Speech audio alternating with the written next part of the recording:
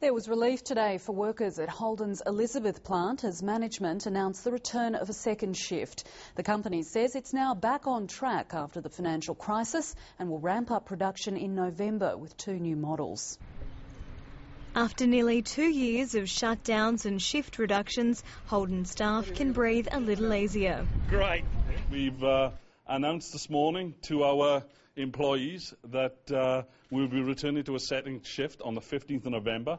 As you can imagine, our employees are very excited. Good positive, I suppose, for Holden, good for the wider community, for the automotive industry, I suppose. Good to see that cars are picking up. What's positive these days, isn't it? You never know. They can tell you one thing and then later on in the year it could change again.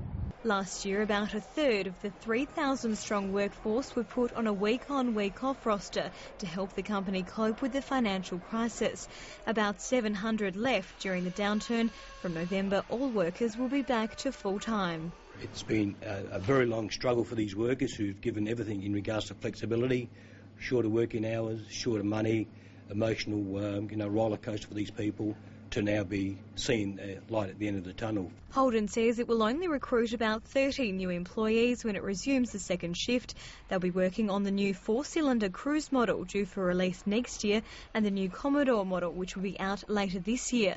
The company says it will wait on sales figures for both cars before it starts putting on more people.